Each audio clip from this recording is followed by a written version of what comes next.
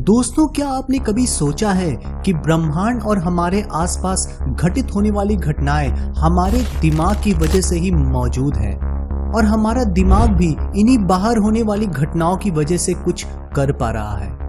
अगर दोनों में से एक भी कोई चीज नष्ट होती है तो अपने आप ही दोनों चीजें नष्ट हो जाएंगी, क्योंकि दिमाग के बिना किसी भी चीज का अस्तित्व नहीं होगा। और जब कोई चीज मौजूद ही नहीं होगी तो आखिर दिमाग देखेगा क्या।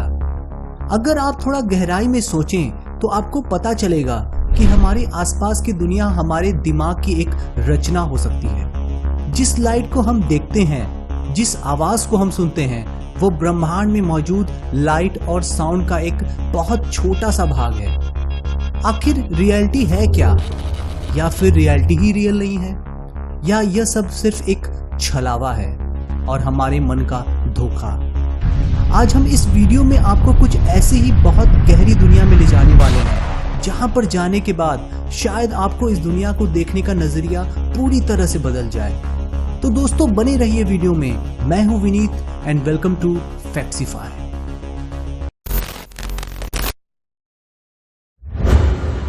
विज्ञान की भाषा में सॉलिपसिज्म कॉम्प्लेक्स नाम का एक दिमागी कॉम्प्लेक्स होता है।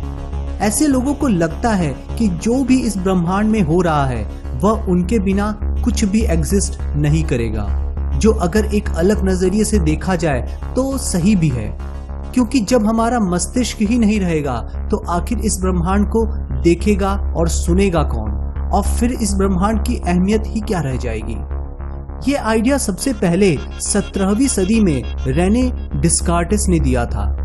उन्हें भी गहराई में सोचने पर यह लगता था कि क्या सच में इस दुनिया में कुछ एग्जिस्ट करता है, या फिर यह सिर्फ हमारे दिमाग की ही रचना है जो हम एक वीडियो गेम की तरह एक्सपीरियंस कर रहे हैं। वह एक अटल सत्य जानना चाहते थे, यानी एक ऐसी रियलिटी जो सबके लिए सच्चाई हो। इसके लिए उन्होंने एक रास्ते को अपनाया जिसे कहा जाता है कार्टेशियन डॉप्ट। इस तरीके के मुताबिक आप जो भी चीजें आम दुनिया में देखते हैं उन सब चीजों पर क्वेश्चन लगाना शुरू करिए, और तब तक क्वेश्चन पूछते रहिए जब तक अंत का उत्तर ना मिल जाए। जब उन्होंने यह रिसर्च खत्म की तो उन्होंने एक बात बोली जो आज भी बहुत ज्यादा फेमस है, I think therefore I exist. इसका मतलब ये है कि मैं सोचता हूँ कि मैं जिंदा हूँ, इसलिए मैं जिंदा हूँ। इस बात से वो यही जानना चाहते थे कि हमारे दिमाग के बाहर सच में कुछ भी एग्जिस्ट नहीं करता और रियलिटी सबकी अलग होती है। हमारे लिए आसमान नीला है, लेकिन अगर कोई इंसान को कलर ब्लाइंड होगा और उसे नीला रंग दिखाई देता होगा तो उसे आकाश नीला नहीं दिखेगा, मतलब उसके लिए रियलिटी कुछ और ही है। ऐसा माना जाता है कि सॉलिपसिज्म फिलॉसफी के सबसे डीप और कंफ्यूज करने वाले टॉपिक्स में से एक है। ये एक ऐसी चीज है जिस पर रिसर्च भी नहीं की जा सकती, और जब आप इसके बारे में डीप में सोचना शुरू करेंगे तो आपका भी दिमाग थोड़ा बहुत चकराने लगेगा।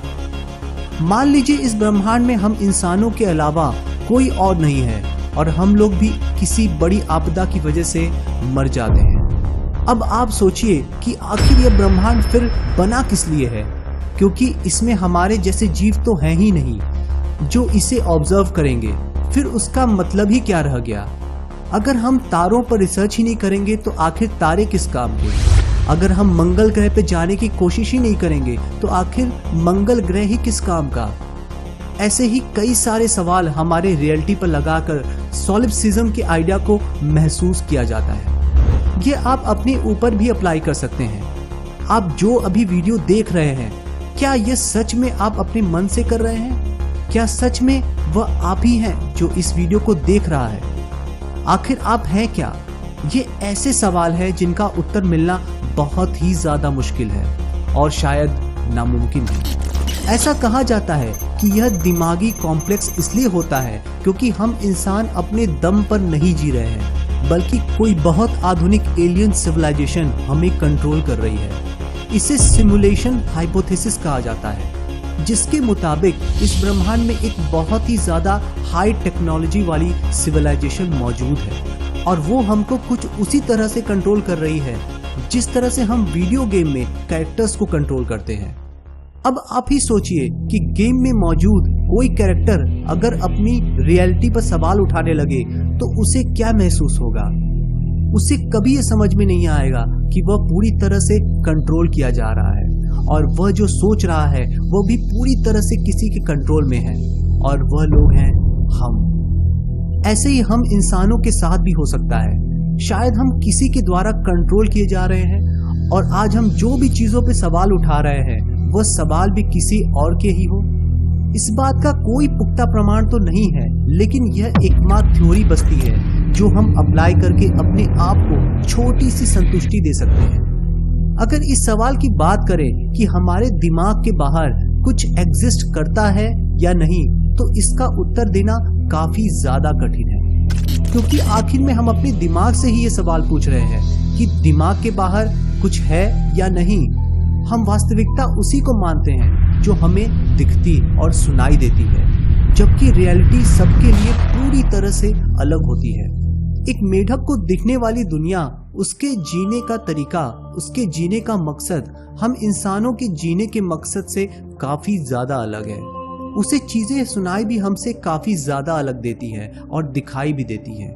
इसलिए यह तो कभी नहीं कहा जा सकता कि कोई एक यूनिवर्सल रियलिटी भी है, मतलब एक ऐसी रियलिटी जो सबके लिए समान हो।